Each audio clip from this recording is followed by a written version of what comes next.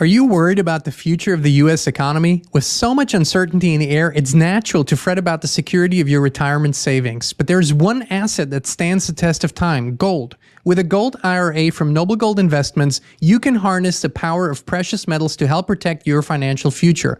By rolling over your existing IRA or 401k into a self-directed gold IRA, you can enjoy the potential for long-term growth and stability. Setting up your gold IRA has never been easier with Noble Gold Investments' streamlined process and expert guidance. This election year, don't let election volatility and uncertainty keep you up at night. Vote for the timeless safety of gold and silver in 2024. Noble Gold Investments will give you up to 10 1-ounce silver Trump coins or a 10-ounce silver American flag bar if you open a qualified account. Go to noblegoldinvestments.com now. That's noblegoldinvestments.com.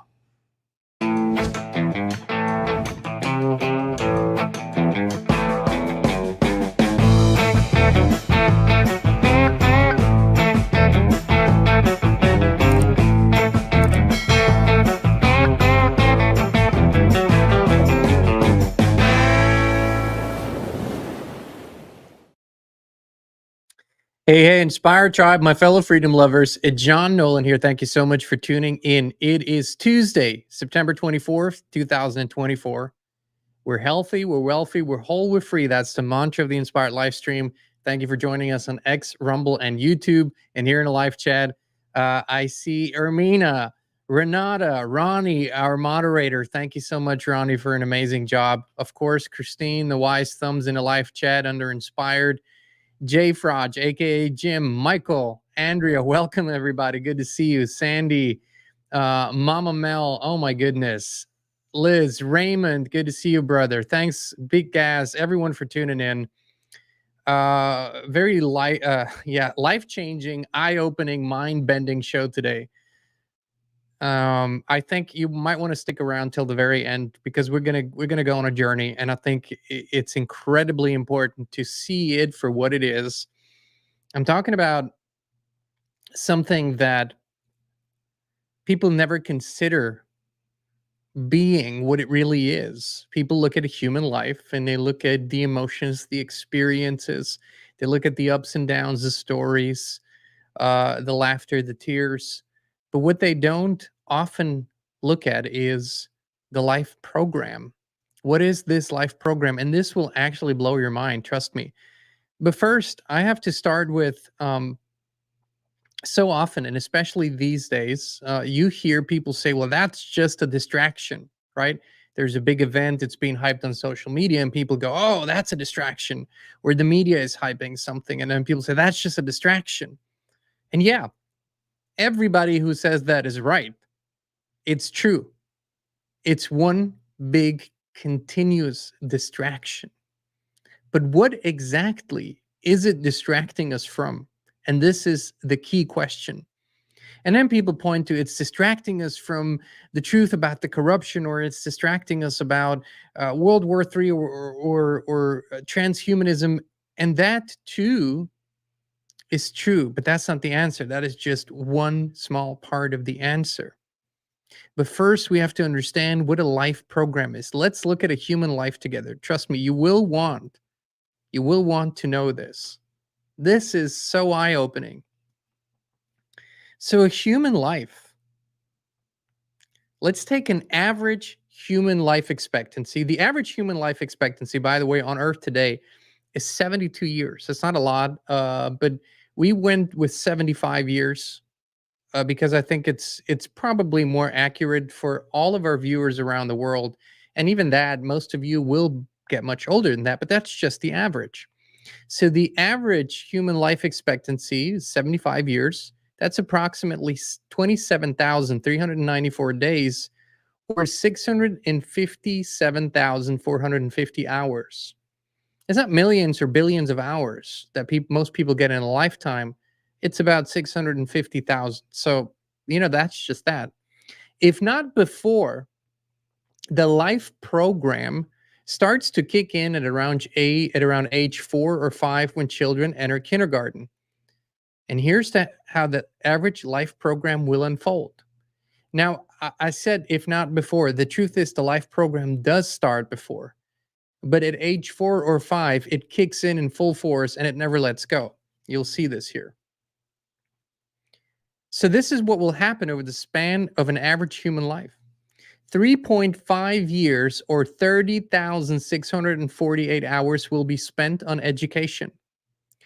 10.5 years or 91,968 hours will be spent on work.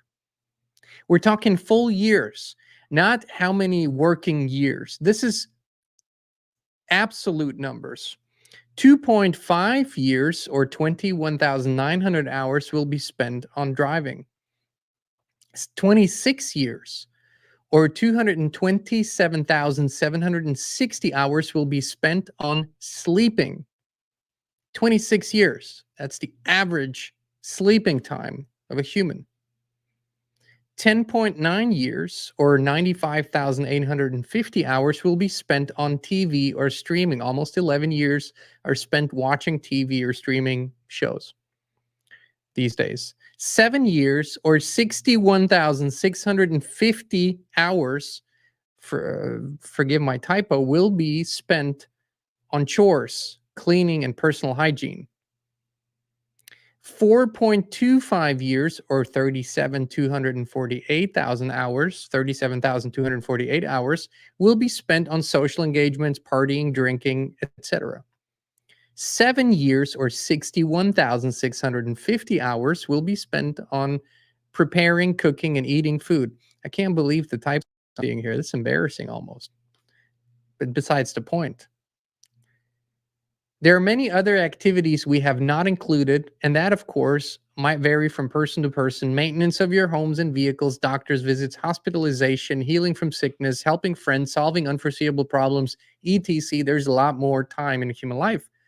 But using the numbers above as a reference, 71.65 years or 628,084 hours are spoken for in an average human life. 71.65 years. That leaves the average human with 3.35 years or 30,681 hours. Assuming they're whole, healthy, balanced, and wealthy enough to not worry too much, they could use some of that time to contemplate the really important questions of life. And here's where we get to what that really is. Most people think that what I just showed you here, that 71.65 years in an average human life of 75 years are spoken for. They think that's life. They think that's how this has developed. And I am telling you that all of it is a carefully constructed and designed program that people and entities have crafted this over a very long time to distract you and to make sure that you never get enough time to be, to think, to feel, to contemplate, to pray, to meditate, to understand who you really are. So what is this a distraction from? They are hiding you from you, filling up all those hours. You go through the education system. That's a bullshit system. 99% or 95% of the things you learn are false, useless, and are indoctrination. But you go through that to do what? To get prepared for real life. What is real life? Well, that's what people consider a career, working, whatever. And then you put in your minimum of 40 hours a week over 40 something years. Ends up netting over 10 years of being in the workforce. And then another 11 years in front of the TV for most people. And we looked at the stats. So if this is assuming that this is correct, and that leaves you with 3.35 years. Now, let me tell you this. From 0 to 7, this is the major indoctrination phase, where you are a sponge. You don't really have the capacity. Most people don't have the capacity to question, to to filter truth from fiction, falsehoods. It's not happening. The way that our brains are functioning in that stage isn't happening. As a matter of fact, it takes you to about 12 years of age until you can actually contemplate deeper concepts and discern properly. And that's being generous. 12. Consider how long the brain takes to be fully developed in this human avatar. So those 3.35 years really aren't much considering all the other activities that will be filled in with that. So what is the distraction? It's you never having the time to ask the questions that the entire world seems to avoid and that this entire system is designed to avoid. Who am I? Why am I here? What is this? And what really comes afterwards? Most of these activities, if you think about them, if you look at and go back at the life program activities, are simply designed to maintain life here. That's all that it does. It clearly isn't an exploration of something more. It's not a preparation for something more. It's simply to maintain life here. But it isn't really life that we're maintaining. We're maintaining slow death because that's not life. Think about it. And think about it as long as you need to. We each go home, and what we consider going home every day is we go into a box. Some go into smaller boxes, some go into bigger boxes. They're boxes. We live in boxes. And we call one box our own, and we can't go into the other boxes unless we're invited to because they belong to other people. And then we manufacture a little space of green where we try to mimic nature. We spray it with all kinds of shit. I'm talking about the average person. And then we say, well, this is my nature. And over there is your nature. And there's a fence. You can't come here. I can't go there. We go in, we jump into rolling boxes on wheels that roll us to places where we go into another smaller box where we fulfill a task that somewhere in the big chain of events keeps the economy going and keeps the system going, does nothing for our spirit 95% or 99% of the time, doesn't give us any time to contemplate anything. It doesn't bring us a huge sense of meaning or fulfillment. For most people, that's the truth, right? I'm not talking about the exceptions. I'm talking about the rule, the average. And then we spend a lot of time fixing things and maintaining things that have no actual value or meaning in the big scheme of things. And this is what we consider a life. And we ask ourselves, why do we get more and more depleted? Why do we lose more and more energy? Why is it difficult? Because we are entering a program, unless at some point in a human life, you are resisting the program enough and are using the irritation that you feel about it enough to ask a few bigger questions. And you don't start by asking usually, who am I? What is this? You start by, wait, what is this for? Where is this going? Where are all these economic cycles going and the financial system cycles going? Are they eventually actually leading to something meaningful or significant? Or is it just a perpetual game that keeps us stuck in it? And is there anything beyond it? And I can tell you, of course, there is. Actually, everything that's real and authentic and truthful and amazing and beautiful and loving is beyond it. And so when we talk about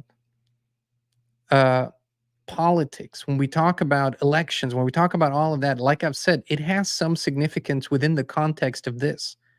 But who in that field is willing to openly ask those bigger questions and say, when was the last time we questioned our ways as individuals, of course, but also as a society? What are we building? To what end? Where are we going with this? Is there any meaningful change on the horizon? And of course, on a systemic level, that is not happening because the program makes sure that the program keeps running, right? And it makes sure that it fills the space with so much activity and obligation and so much mandated things that life seems to be, that people don't have enough time.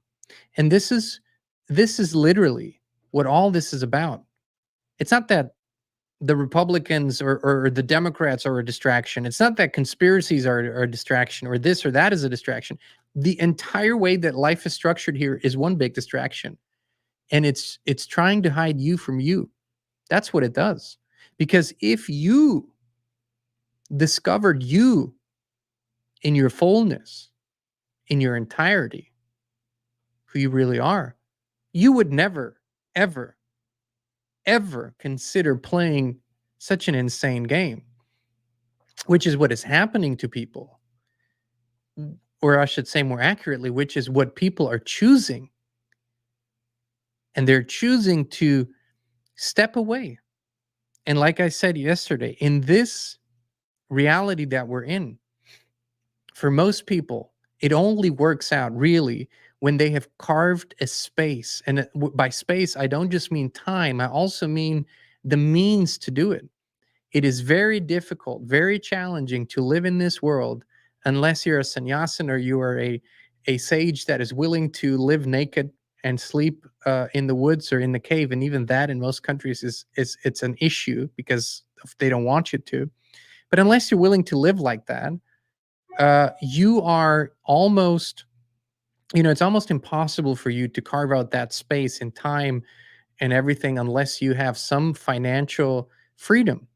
And that's why I said I'm not agreeing with how it is. That's not what I'm saying. I'm saying is take your lifetime as important enough, your own life, to create freedom, enough freedom for you so that you can go on this journey of exploration. Because this journey of exploration is about dedicating enough time and space. And you can only do that when you have it. When your mind is occupied with obligations and bills and forms and all that crap all the time, you worry, you get up at night, you worry how you're going to do the next month and how you're going to pay rent or pay the mortgage or pay the bills or whatever. Well, then you're occupied. Your space is occupied. Your thoughts are occupied. And only a small percentage of people have the willpower and the discipline to overcome and transcend those worries and fears in that moment and go to a bigger space. For most people, it's okay. I have to create that space. I have to make it a priority to become financially free enough to be able to do that. That's the luxury that I talked about yesterday. But the program is what we just showed you in these slides here. I mean, I think it's worth it going over one more time just to see one more time, white on blue, not black on white. Let's just look at it one more time. Think about it. The average human will spend 3.5 years, full years, sitting in school behind a desk, listening to a teacher, filling out forms, tests, studying, homework, extracurriculars. So all of that space of 3.5 years will be filled with that.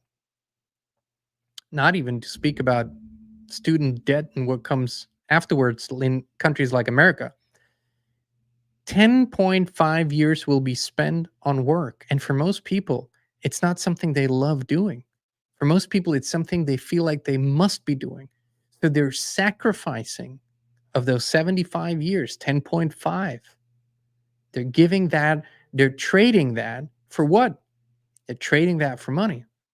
And when people become more aware of what that actually means, they can make better choices. They can actually step out of that wheel and figure out, wait, are there other ways to do this? What am I really good at with the least amount of effort? What are my skills? What am I really, really good at? And how can others benefit from that? Those are the questions that people ask themselves when they want to get financially free. That's what they do. They figure out what they're really good at, they get even better at it, and then they make that available for payment, of course. That's the energy exchange to others. That could be a service, that could be a product, that could be your time, that could be your guidance, whatever it is, but that's it. 2.5 years driving. Most of it is commuting. Most of it is not pleasure drives. Most of it is going to and from work. 2.5 years of your life behind the wheel in some traffic jam, in congestion, so you can get to and from work. 26 years of sleep. That's a lot. That's a whole lot. 11 years TV and streaming. 7 years on chores. That's a shocker. 4.25 years for the average person on partying, drinking, and social engagements, and 7 years on cooking, preparing food, and whatnot. I'm not saying that within some of these activities, people do not contemplate thought. Like when people cook, they contemplate things. Sure, when they drive, they contemplate things. It is an overlapping thing. Yes, I get that.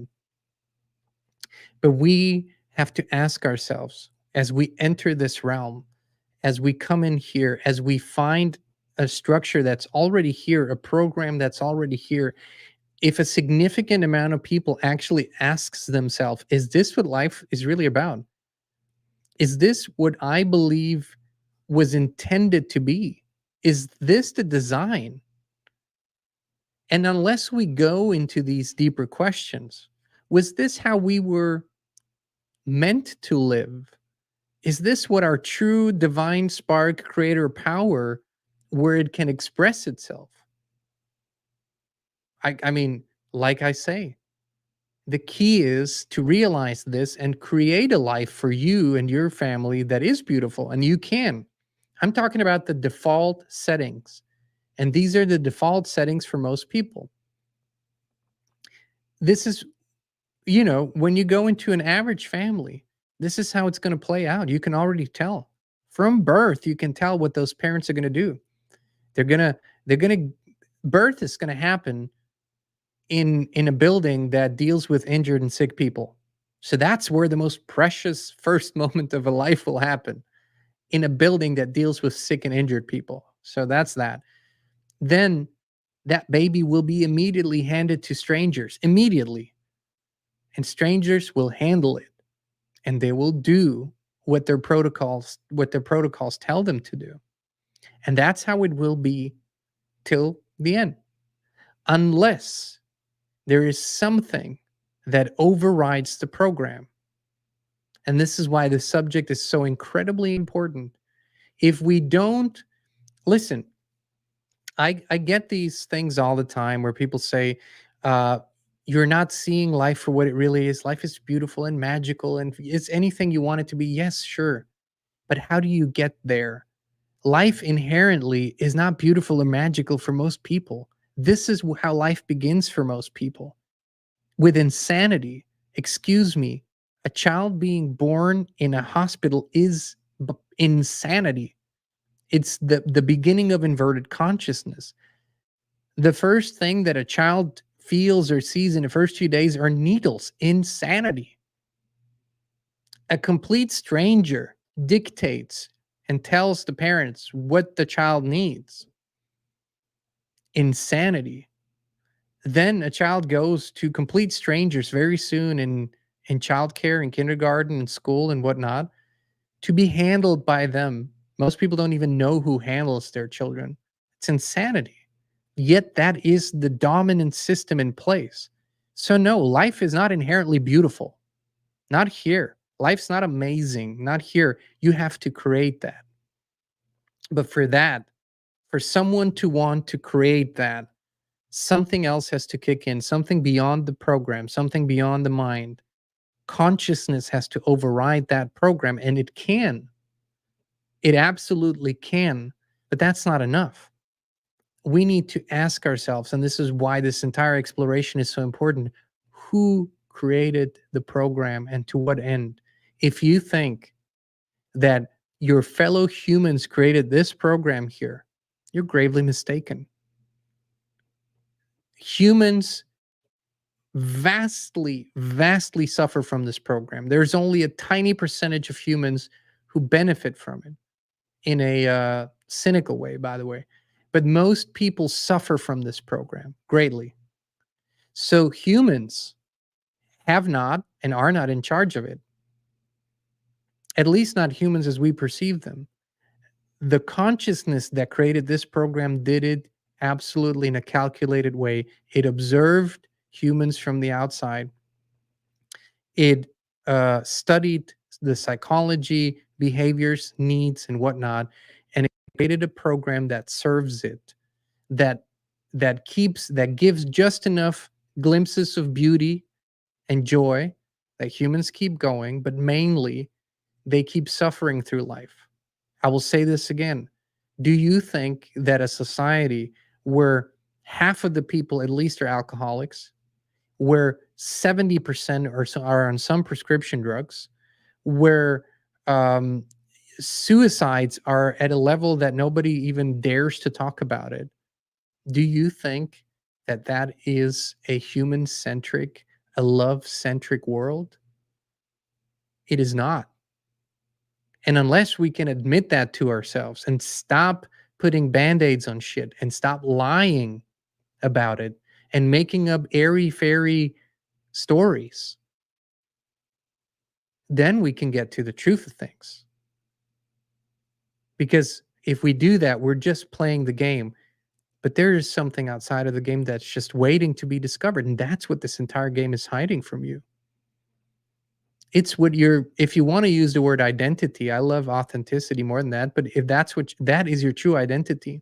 It's the I beyond the program, beyond the human Tom Smith and Jenna and Jackie and whatever names and titles. That is not real. It's like a flash. That eternal I consciousness. That's the real thing. And in this life, we have to use incredible discipline and willpower to overcome all the bullshit to get there. And somebody said to me, well, and I think in a very well-meaning way, somebody commented yesterday when we shared a brief clip of Isabella Green, who really studies what happens afterwards, studies the reincarnation trap, and studies all of that. And she said, be warned, because she teaches people that they need to get up very early in the morning at 3 a.m. and do these meditations and the Kundalini activation, and some of it sounds satanic and evil. I'll tell you what, I can't speak for Isabella Green, and I can't speak for whether that is dark or not. I don't know that. So that'd be wrong to comment on that. But what I can tell you is that I spent years of my life getting up every morning at around 3 a.m. and using, in very difficult times, using my discipline, my willpower to overcome and transcend any and all circumstances in my life and go deep into the field. Every morning for hours, that was my practice. And it still is, just different now.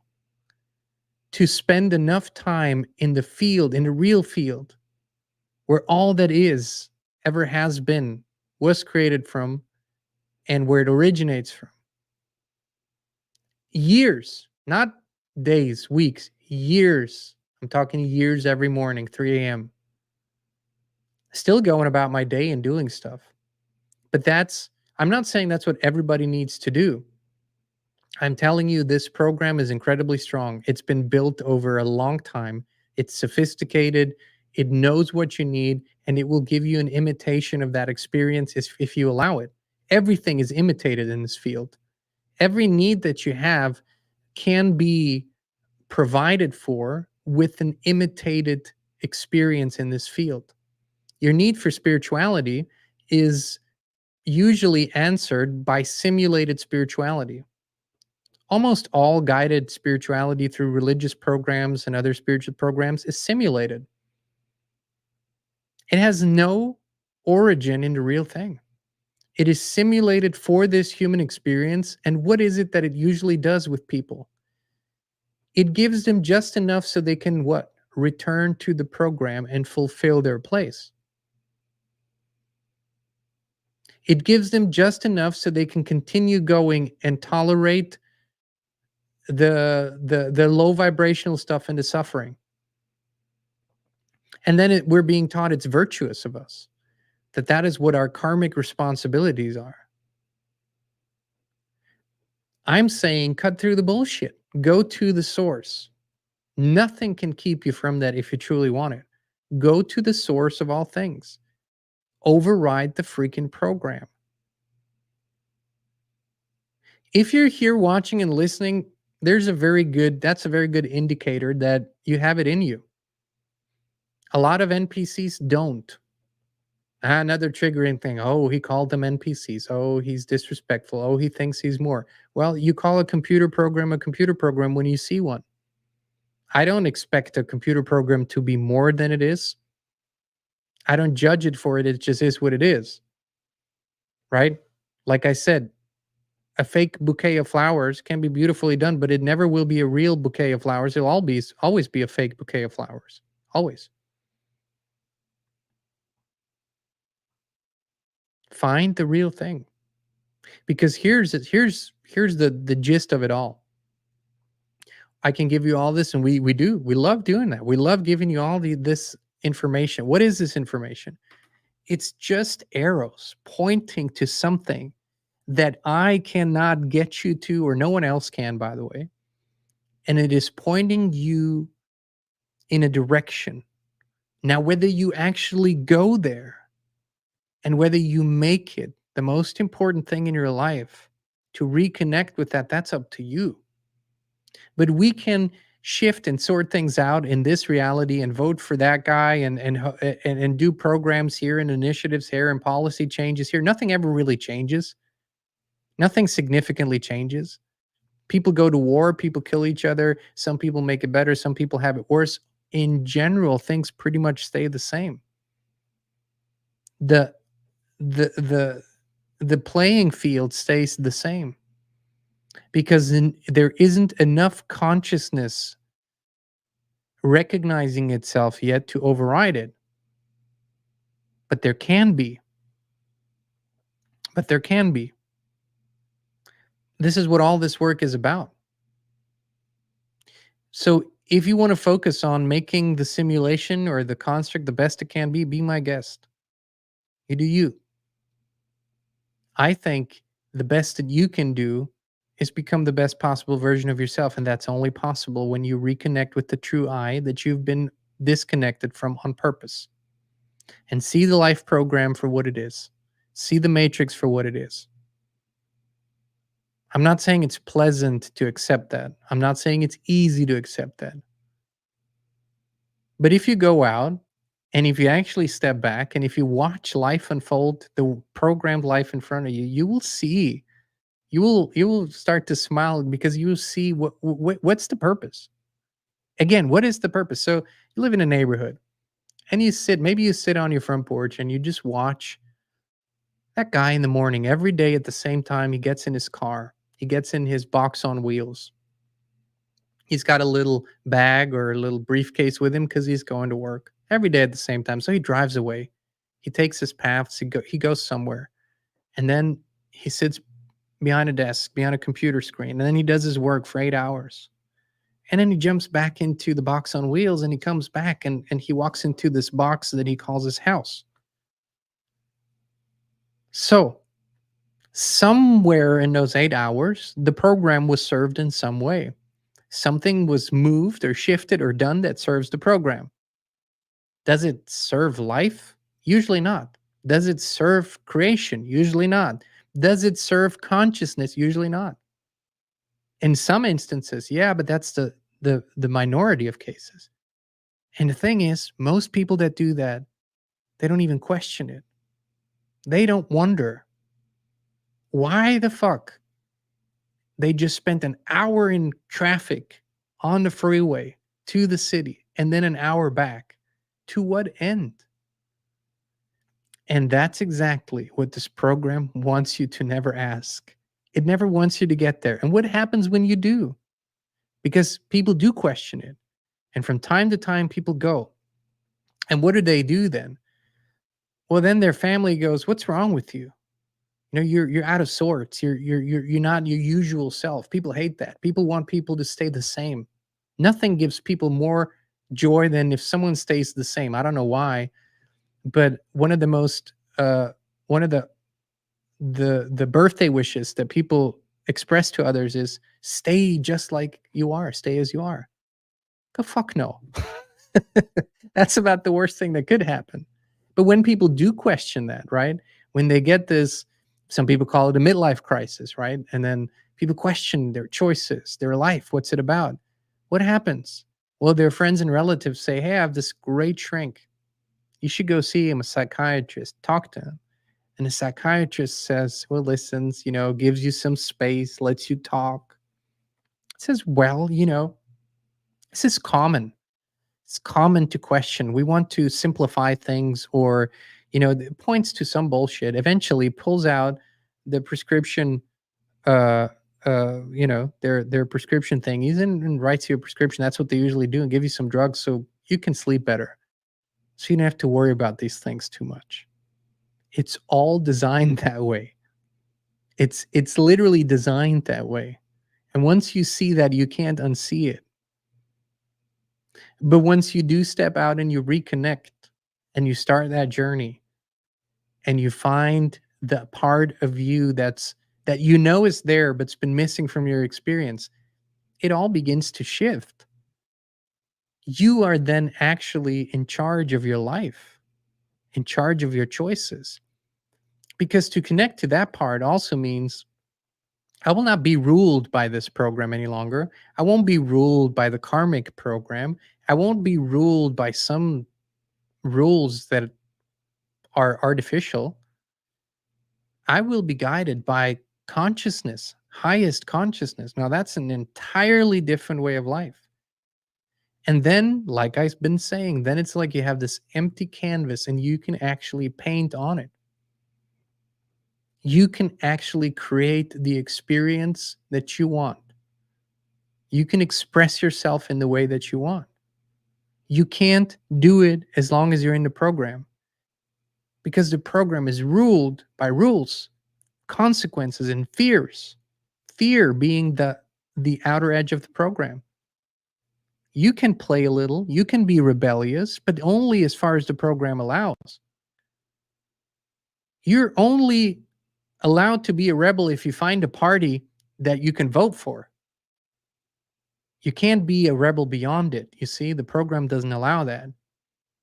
If you think of going beyond political parties, that's too far.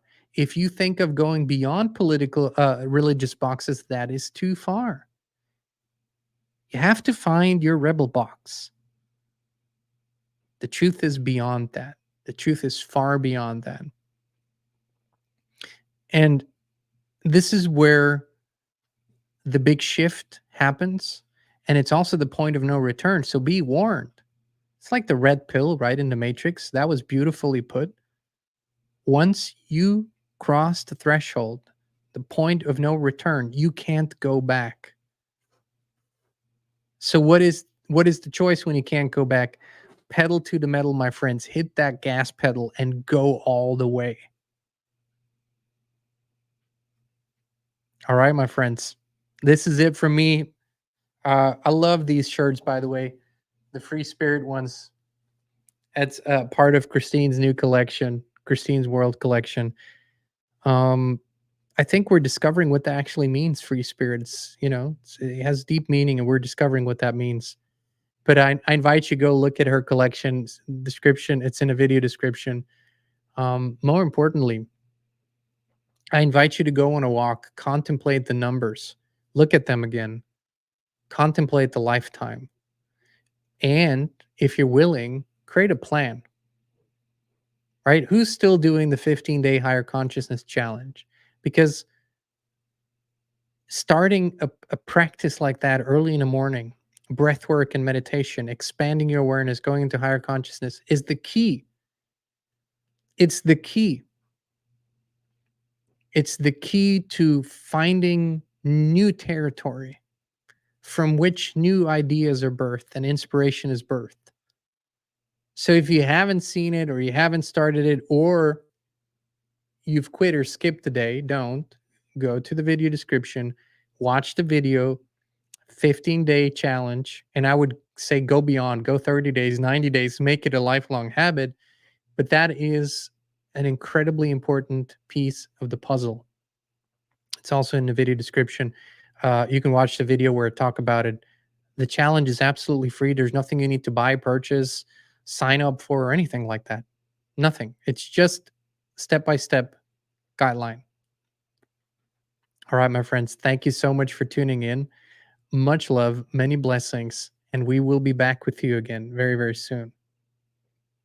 Like-minded and like-hearted people to connect with, then the Inspired community on Locals is the right place for you. You can post, comment, share, and connect with others, and our shows there are completely uncensored and unfiltered. It's stuff we can't talk about here. It's such a great community, and there are zero trolls. We keep the subscription fees super low, so 19 cents per day keep the trolls away.